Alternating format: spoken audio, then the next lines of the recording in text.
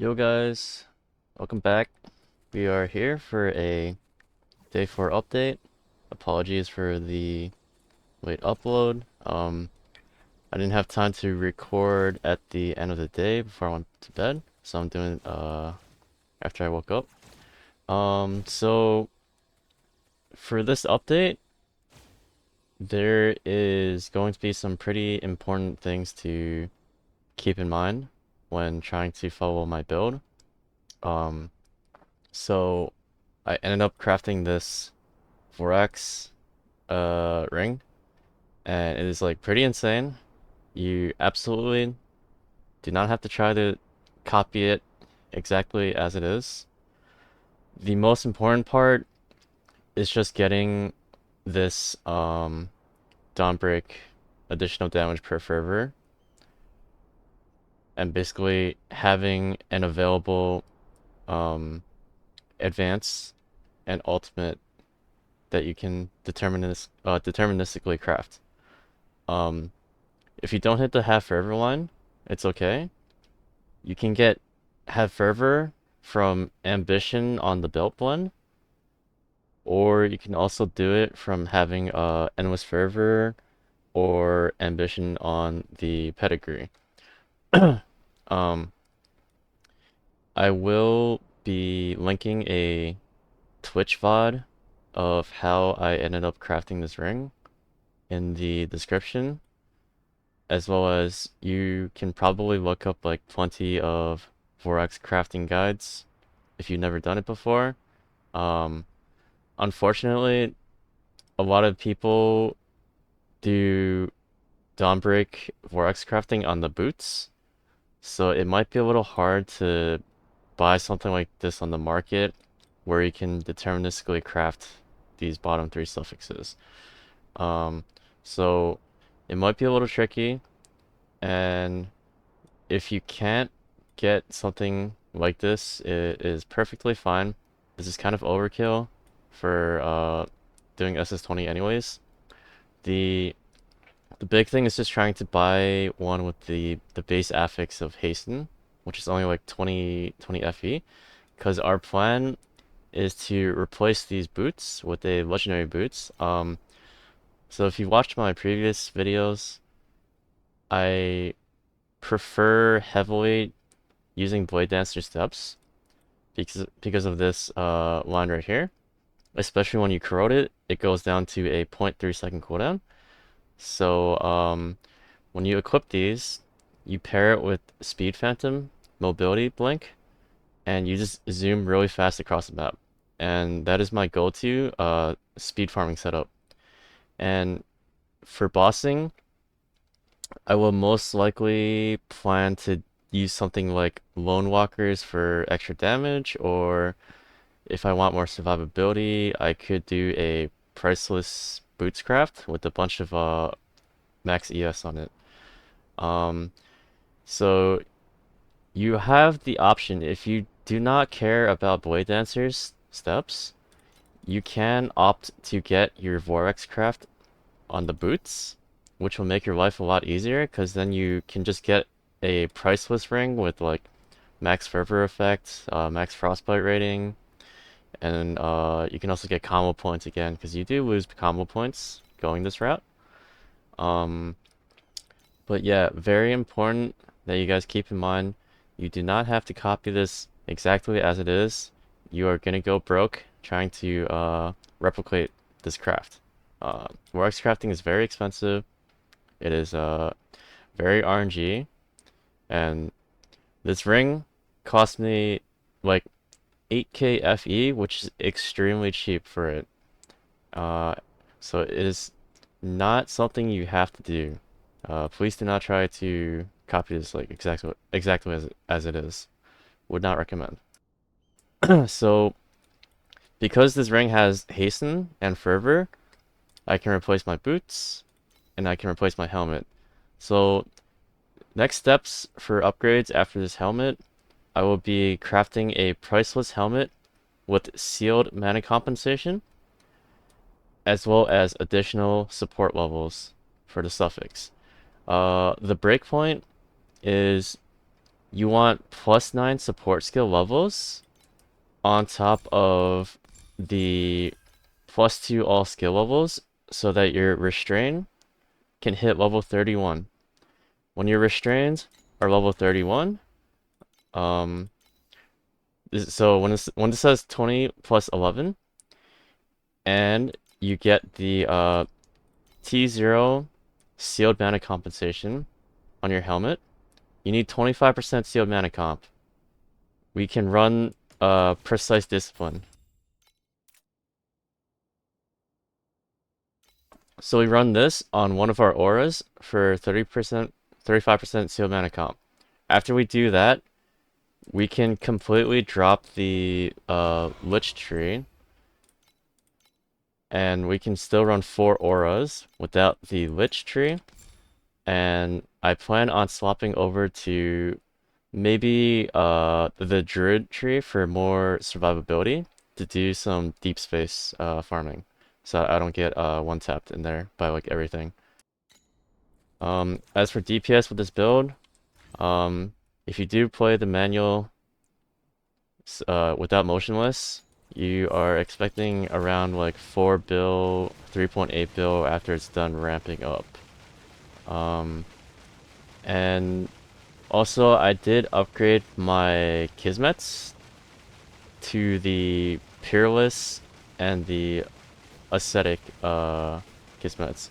So you can see it's like around like 3.8 bill-ish after it's done ramping up. It takes a little bit of time to ramp because of your ice bond, but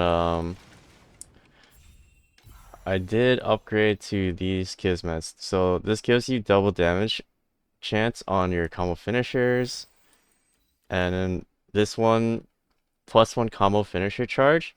It basically means instead of doing your normal starter into finisher for your combos, it becomes starter finisher finisher, and then it resets the sequence again. And because we have +2 finisher charges from this Kismet and the necklace, it becomes starter finisher finisher finisher. So it is a lot of extra damage. Um, right now is pretty cheap.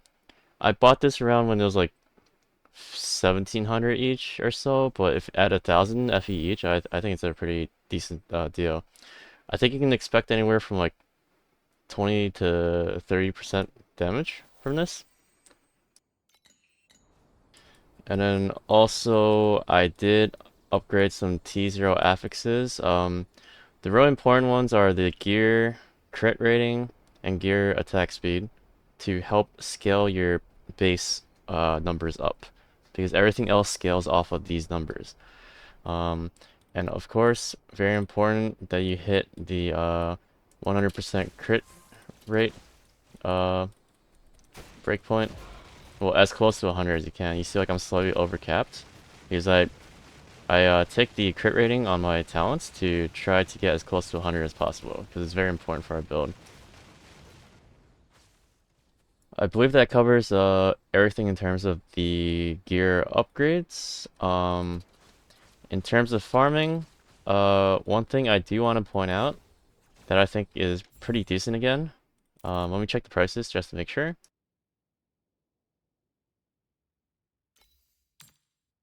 So Snowpaper is at 70 FE a stack almost. The Compass is sitting around 3 to 4 FE.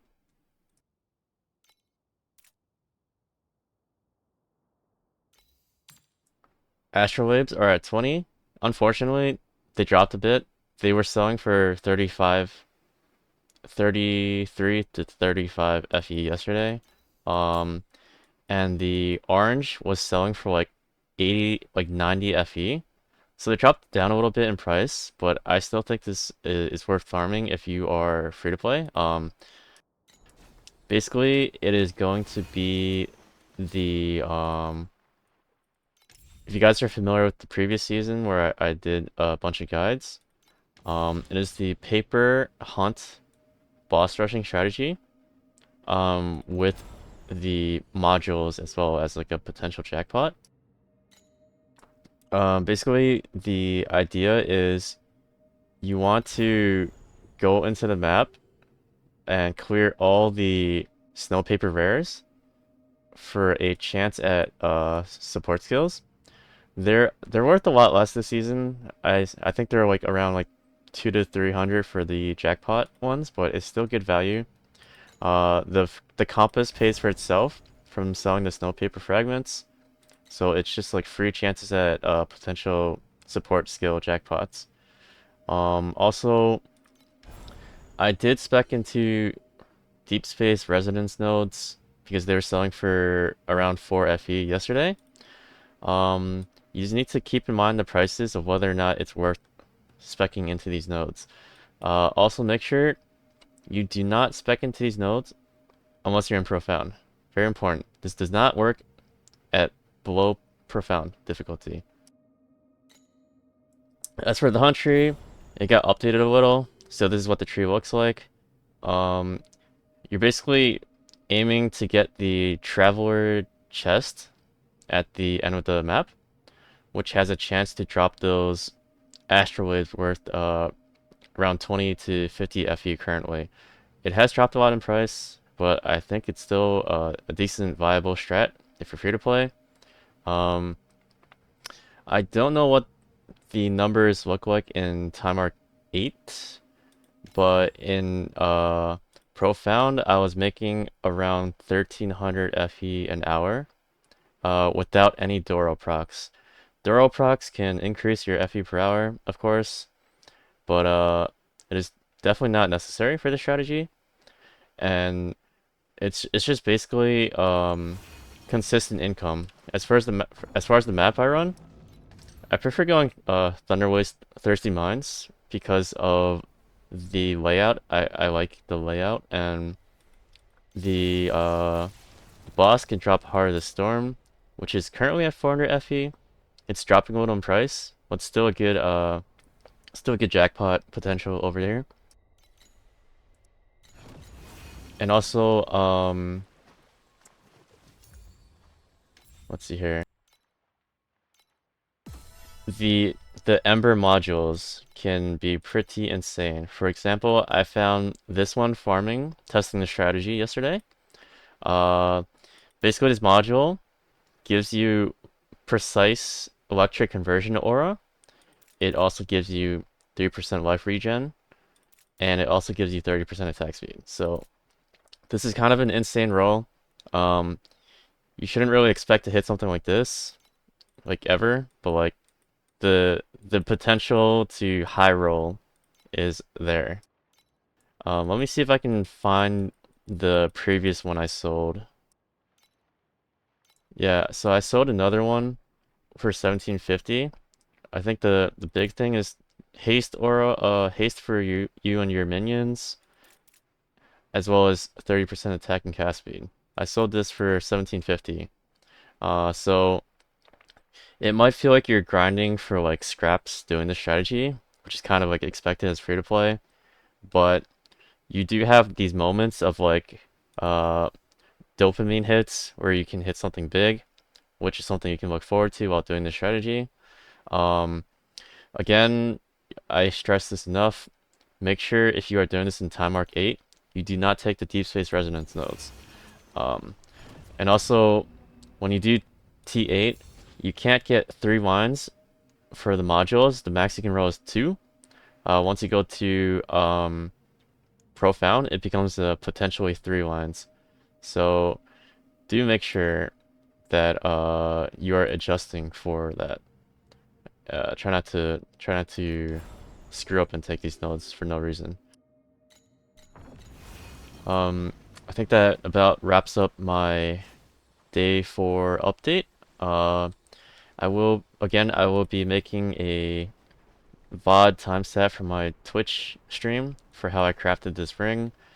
Please make sure not to try and replicate this exactly as it is. Just try to settle for this line right here, and if you can get fervor as well, perfect.